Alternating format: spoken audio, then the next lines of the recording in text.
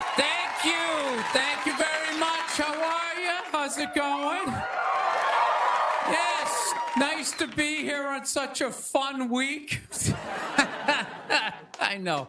I don't want to hear it. I don't watch politics. So, we're going to keep it light. All right? Here we go. All right. Well, I just got over the flu, which is fantastic. You know what I mean? Had it last month. Whenever you have the flu, like COVID, you know, you always lay in bed and you try to figure out who gave it to you. You know, just going through this Rolodex of people that coughed on you, sniffled near you, walked by an Asian or something. You try to fight it. They say on the internet, that's where all the disease comes from. I know who gave it to me. I sat next to a shoeless cowboy on an airplane. Guy had no socks or shoes on the whole flight. The whole flight, I'm sitting there looking at his dirty Jesus feet. And all I'm thinking is the next pandemic is growing in the bottom of his feet. And all I'm going to be is the next, patient number 2, whatever the next disease is, So I'll tell you what kills me is I looked at the guy and all I'm thinking is, you know what? God made that guy. And he keeps making that guy. Like one mouth-breathing moron after another. Yet we still go to church on Sunday, and what do? We praise him. When is the constructive criticism coming? Dude, when's the last time you made a Gandhi? Somebody empathetic, So my problem is I didn't get the flu shot, I'm old school. I kind of still do the vaccine thing, I know some people like it, some people don't, I don't know. It's a weird thing, though. If you get it, what do? You side with the evil pharmaceutical companies. If you don't, then you're aligned with people who don't wear shoes on an airplane. All right, let's get to what you all want to talk about. All right, ladies, you're 0-2 against this guy. 0-2. All right, but you learn more from your losses than your wins. So, let's get into the game tape. All right, ladies, enough with the pantsuit. Okay, it's not working. Stop trying to have respect for yourselves. You don't win the office on policy, You got to whore it up a little. I'm not saying go full Hooters, but find the happy medium between Applebee's and your dad didn't stick around.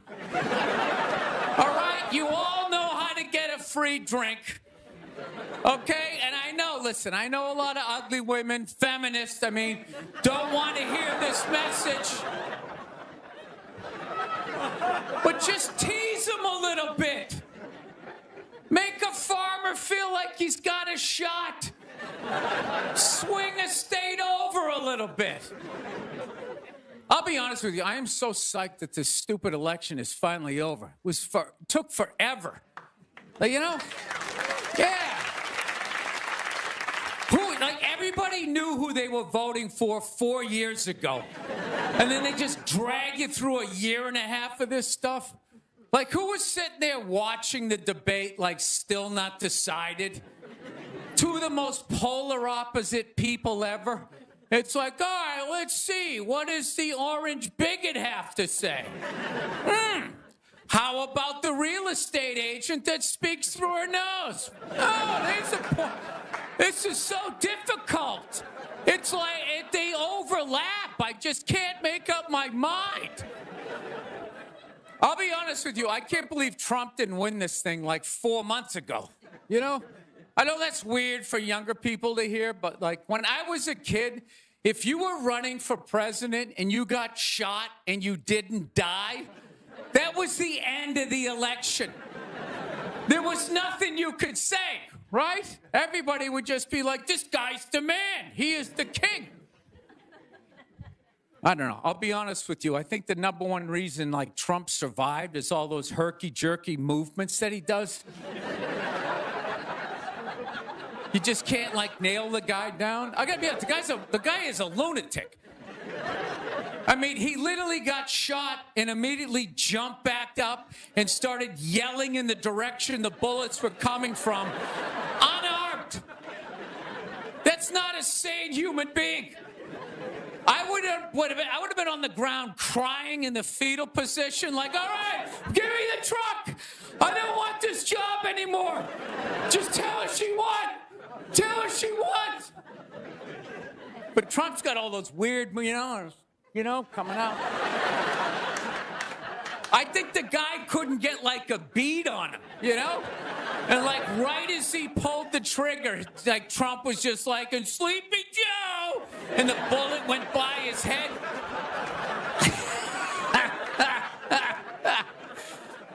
My favorite part of the campaign, though, was when Trump went to McDonald's.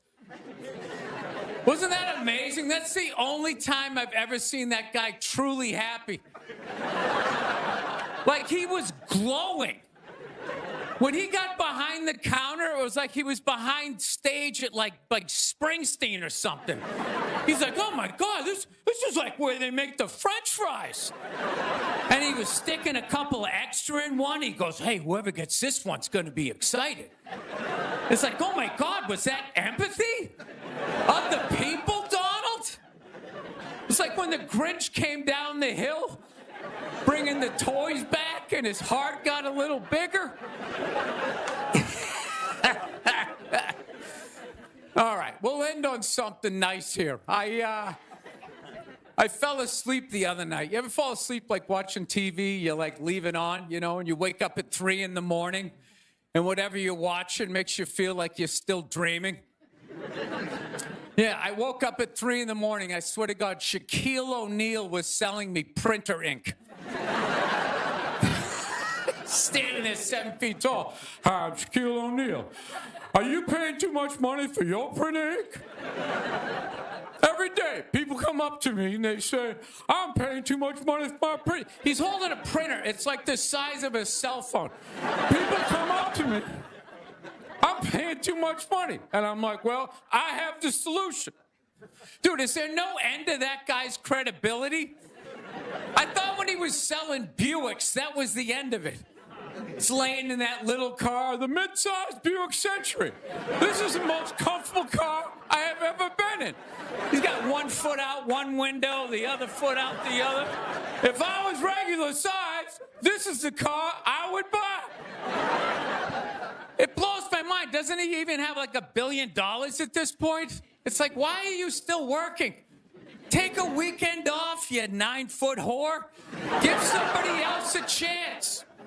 All right, that's it. We got a great show. Stick around. McGee will be here. We'll see you in a minute. Thank you. We realized that, I don't know, we always fight about the television. So I'm like, well, what about documentaries? Why don't we just tape something we both like? We both love documentaries. They're fun, right? You watch them, you learn something, you repeat it at a party, people think you read. So I tape, first one I tape is on Elvis Presley.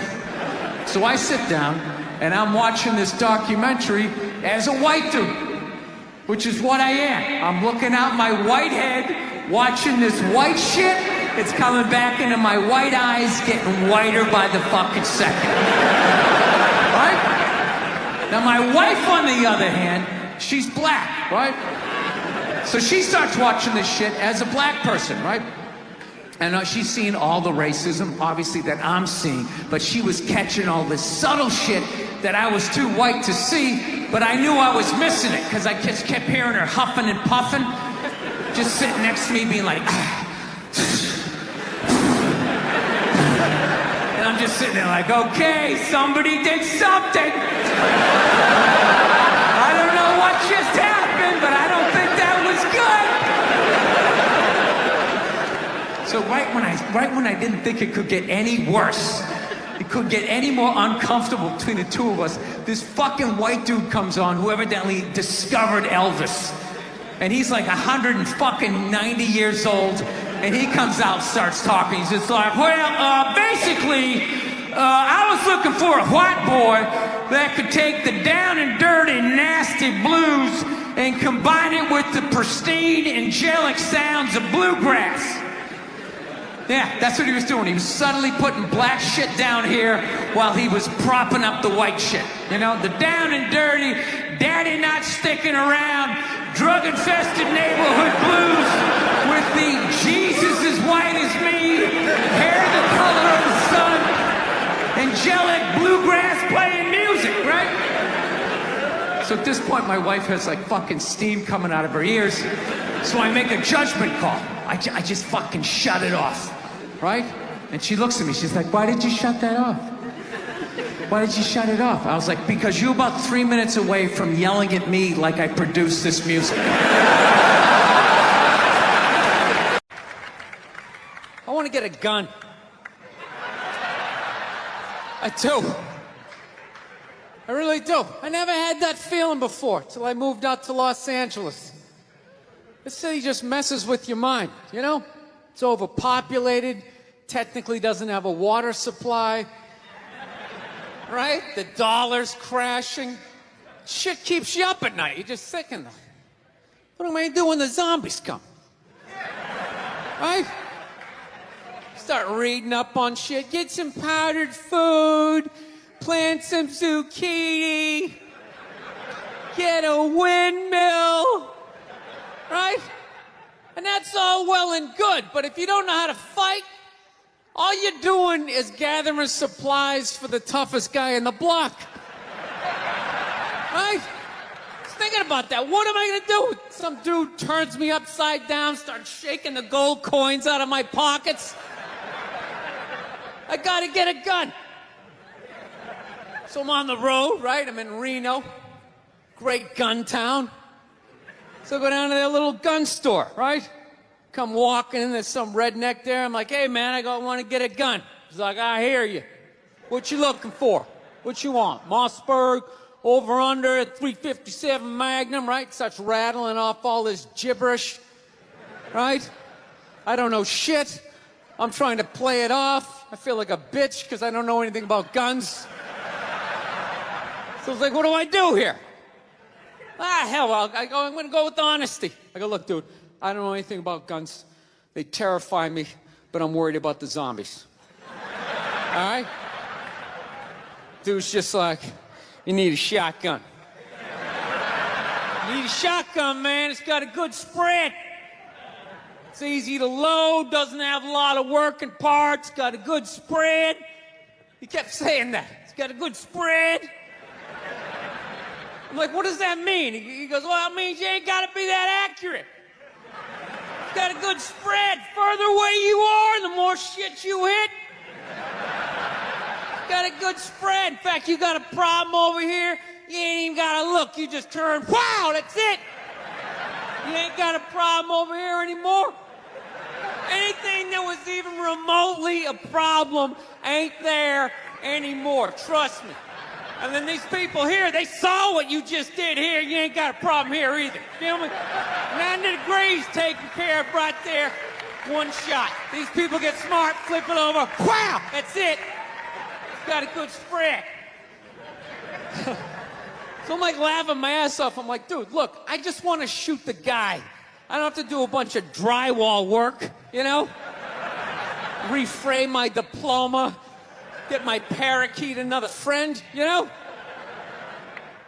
I just want to shoot the guy. So I'm like, you know, how about one of these pistols? So he does like that classic, like that redneck trailing off thing, like, you want a pistol? Go ahead, get a pistol. What do I know? I've just been here 20 years. Get a shiny one, right? So I was like, dude, what's wrong with getting a pistol? He goes, I'll tell you what, buddy. Because life ain't a movie. You feel me? I'm like, no. Can you please stop speaking in these backwoods riddles? Can you just say what you're saying? I told you I don't know shit about guns. Come on, do me a solid here. He goes, well, look, you ever watch a movie? Guy go blah, blah, blah. He kills 3 people. Real life, man, you miss all the fucking time. You miss enough times, man, you're empty. You might as well just be standing there with the big stapler in your hand. Then what you gonna do? I was like, well, fuck it, let's get the shotgun. So he's all ready to box the thing up, and then I'm like, wait a minute. I live with my girl, I can't just show up with a shotgun, right? That's not some shit you can just come home with. If I found this stool on the side of the road, I can come home with this. Look at it.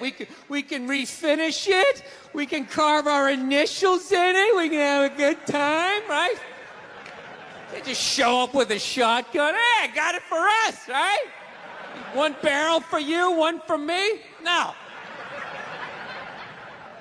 So she kiboshes the whole thing. Till the other night, somebody broke into our car sitting in the driveway. Starts fucking with her head, right? So she starts reading up on guns, you know? She's reading too much, because now she wants to get one, but she's just like, well, I heard you got to keep the bullets in the safe, keep the stock in the garage. And then what? Then what? I run around the house and assemble it? There's some dude's chasing me with an axe? You know? Are you even thinking this thing through, sweetheart? Running around. Where's the scope? It's in the living room. He's in the living room. No, we're getting this thing. I want that fucking thing loaded right on the bedroom wall. Right there. I'll put that thing on my jam sleeves. Just like that. There's no other point. That's funny, though, when you talk about getting a gun, you know? People, like, they either totally for it or completely against it. You know, they either go nuts and start screaming, right? Or they start throwing out those stats. Yeah, actually, you increase your chances of getting shot by 80% the second you get a gun in the house. Really? What, because I'm going to load it and shower with it? Like, The fuck? I know it's dangerous. You get a pool in your backyard, you immediately increase your odds of drowning in your backyard, right? You couldn't do that before, now you step on a rake, in you go. No, I'm telling you, I don't buy into any of that shit.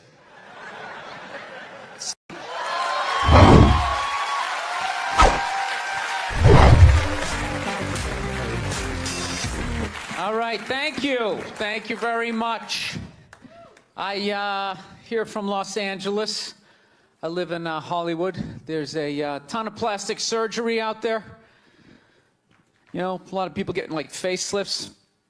I don't know if you guys have those up here. You know, those awful ones where people start to look like, you know, a little Filipino, you know. You got a little Filipino? Yeah, 52-year-old white guy. Yeah, that's all. Why would you get a facelift? Can't you look at other facelifts and realize they haven't worked all the bugs out yet?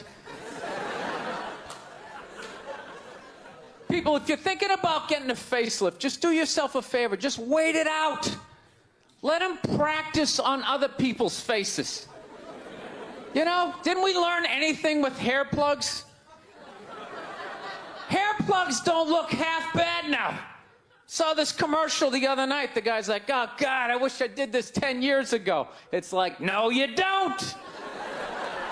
10 years ago, when they were stapling ant legs to the top of people's heads, everybody's eyes watering, trying not to look at your hairline. You wish you got hair plugs 10 years ago? Do you wish you got polio 60 years ago? Are you even listening to what you're saying historically? I'm telling you, the facelift, you can't do it, man. Why can't you just be your age? There's nothing wrong with being 50 and looking 50. Like, what would you rather be, 50 and look 50, or be 50 and look like a 28-year-old lizard? That's basically your options, right? I'll tell you what the problem is, you know, is that the facelift is actually a white problem. You know? I've never seen a black guy with a facelift, ever. Other than, like, the Jacksons, but they're all out of their minds, right? But I've never seen a black dude with a facelift, ever. You know why so many Caucasians get facelifts? You know why? Because we don't know anything about lotion. See that? That should have been a bigger laugh, but there's too many white people here. I'll help you out. You can put lotion in other places other than your dick. All right? If you ever wondered why your dick looks brand new, but your face, you're starting to look like an aging pirate. Because you need to increase the circumference of the lotion distribution. No, I'm not judging you. I didn't put lotion on my face the first 33 years of my life. Never put it on. To the one night I was hanging out with this black girl, right? And a couple times during the night, she took it out, put it on her elbows, problem areas. I thought she had like a rash or something. Like, what do you got, like poison ivy? She goes, no, you get like a little ashy. I went, ashy? She goes, dry skin. I went, oh. I guess that kind of offended her. It's like, oh. She's like, well, white people get ashy too. I was like, yeah, you know, I don't think we do. I've been alive for 33 years. No one has ever said, hey, Bill, you're looking a little ashy. I never even heard that word until you said it. She's like, you're an idiot. Stick out your arm. So I stick out my arm. She just goes, it's like pastry flakes flying off. Track marks. She's like, you see that? That's ashy. What's up? All right. Thought I just got itchy in the winter. See, that's why you gotta hang out with everybody. Right there. Oh, there's too much. Seriously. There's too much information in the world. And every group of people misses just a little bit. Like white people totally missed the lotion seminar. I don't know where we were on that one. We missed that shit the way black people missed the whole register your weapons summit, right? Just never got, really? You're gonna groan that? I'm the only guy who's seen 17 rappers get busted for that shit? Every time I see it, it just blows my mind. It's like, what, do you just want to make an album over the phone? Why would you do that? Is that like the new auto-tune? No, it breaks my heart. Every time I see it, I just think, God, if he just had one white friend. One white friend in his entourage. The dude would have been standing there all dried out, itching like, dude, is that thing registered? Dude, are you serious? That's like 3 to 5 mandatory. Get that the fuck out of there. So, thank you.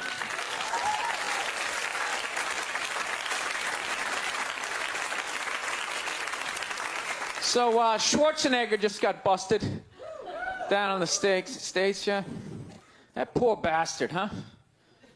Jesus Christ, another great man. Another great man brought down by another gold-digging whore.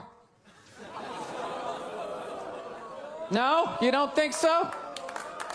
You don't think that was a great man? Really? 3 decades of awesome movies? Bangs one made and now you don't like them? Tell you something, that's a great man. He is. First of all, I get why he did it. Why wouldn't he think he could get away with it? Look at his life. Look how he talks. That guy should be unloading trucks in Transylvania. That should have been the height of his success. But because he's a great man, he had the balls to move to America. And became famous for lifting weights. I lift weights, no one gives a shit. He stands there, people can't get enough of it. That should have been the height of his success. He says, fuck that, I'm gonna be an actor, despite the fact no one can understand me. Becomes one of the biggest actors of all time. That should have been his height. He says, fuck that, I'm marrying a Kennedy. Bam! He does it. Cherry on top, he becomes governor of a state he can't even pronounce. Why wouldn't this guy think he could bang his maid in his own goddamn bed and not get away with it? This guy has been in the zone for 4 decades. Give me the rock, I'm feeling it. I had a hit movie with the midget. This is a layup. I don't even need a condom. You guys are great. Thank you very much. Thank you. People in the stands. I mean, that's just like what's entertainment for me now, you know? I like that Jimmy the Greek moment that happens in sports, you know? Like once every 4 or 5 years, you know that? Like some 50, 55-year-old white dude tries to explain why black people are kicking the shit out of white people in practically every major sport, you know? And it always goes down the same way, right? There's always like 3 white dudes, and the one white dude in the middle, he's always like the guy with like the theory. You know, he's always, you know, it seems these African-American athletes, they seem to have this quick twitch muscle fiber. You know, there's a slow twitch, and there's this quick twitch. And the second the dude says that, like the other 2 white dudes start like sliding out of frame, like, okay, this guy's getting fired, and I'm not going to be part of this highlight. Nice knowing you, Ned. Keep that seat warm, right? And the dude in the middle, he's just like hell-bent on getting fired. You know, he starts like bringing up slavery. And evidently they were breeding the strongest man with the strongest woman and that quick twitch. And literally 20 minutes later, that dude's on TV. He's like fired, right? He's crying. His family's standing there. He's got like a box of shit from his desk with like an Emmy sticking out. He's like, I don't know what I said. I was just talking about the quick twitch and the slow twitch. And I wasn't just trying to make a point. No, I love that. I love seeing people mess up their careers like that. It's just funny to me. Plus, I gotta admit, as a white dude, on some level, I have to believe in that theory, because it's like, are white dudes that bad at basketball? I can't even watch the NBA anymore, man. It's like every highlight, the white dude's like that, the black dude has like his nuts in his face. Fucking blah! I'm just sitting at home like, for the love of God, tackle the guy. Jesus Christ, get out of the way. Do you ever get tired of those 2 nuts flying over your head? You know you're going to be on SportsCenter. Just get out of the way. Dude, I'm telling you, there's got to be something to that theory. I saw this show one time on runaway slaves. It was one of the most amazing programs I've ever seen in my life. Dude, when you ran away as a slave, you just didn't run to the end of the driveway and be like, fuck that job. Just start walking down the street. Dude, you had to like run through whole states. There's dogs chasing you, you're hurdling shit, you're swimming. Those were the first fucking triathletes. And there was nobody helping them out. There was no dude on the side of the road like, come on, man, 2 more states, you're in Ohio. Suck it up, you're looking good, looking good. Yeah, dude, you were on your own. Is it any wonder? 250, 300 years of that shit, and then I'm gonna D you up in gym class? It ain't happening. I come from hundreds of years of alcoholics. I got like half a liver, you know what I mean? It's just...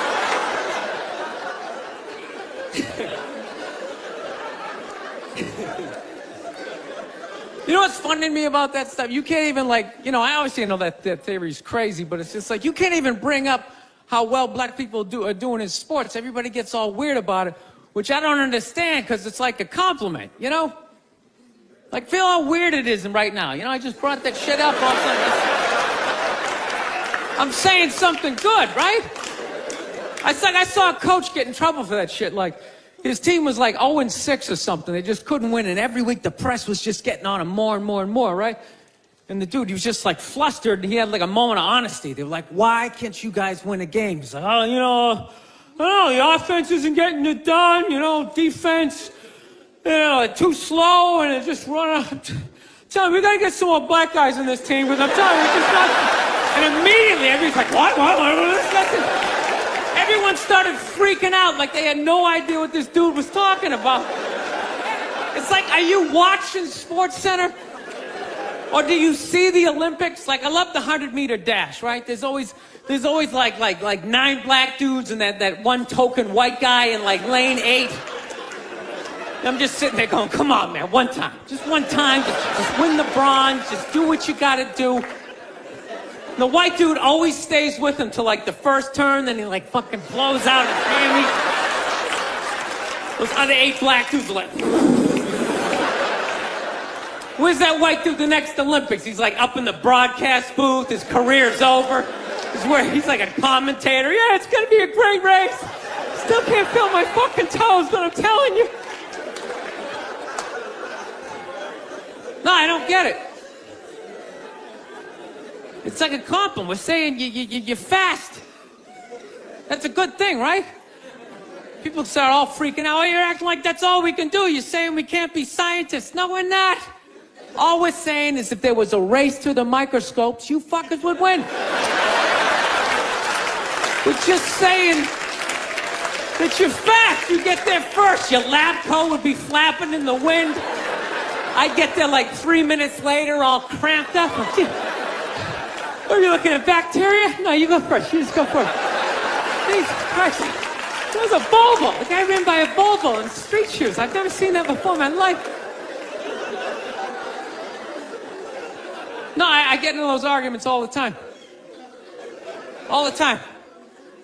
Friends of mine will be like, well, how come anytime a black athlete does something, they say it's an athletic move? Anytime a white athlete does it, they say it's an intelligent move. And it's like, well, fair enough, man. It just depends on what you're doing. You know what I mean? It's like, you know, if you read a defense, white or black, that's an intelligent move, right? But if you take off from the foul line, jump over 9 other dudes, and throw the shit down, those other 9 guys aren't standing there like, fuck, why didn't I think of that shit? Here I am dribbling around, guys. That's some superhero shit. See, like a cape flapping in the wind with a big S on your chest.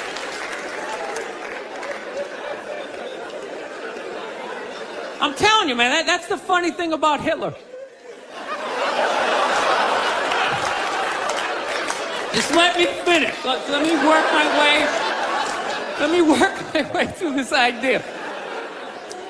No, that's my favorite sports clip is that Jesse Owens shit. I just love it because their whole angle was fucked up. He made Hitler leave in like the 3rd quarter, right? He's putting down his number 1 finger, just fucking walking out of the stadium. Jesus Christ. Their whole thing was like, we are going to create a superior race. It's like, dude, I think we accidentally already did that. Yeah, we send a select group of people to the gym every day for a couple hundred years. It's paying dividends. They're fucking dunking on us every day. Dude, how quiet was that limo ride home with Hitler? You know what I'm saying? You know he was talking crazy shit when they were on the way there. They were all amped up. We are going to dominate, Sieg Heil, just going off. That whole ride home, they're just sitting there all quiet. You're sitting next to an even angrier than usual Adolf Hitler, trying to make some sort of small talk, like, it is one nice day, isn't it? You know, nice boots.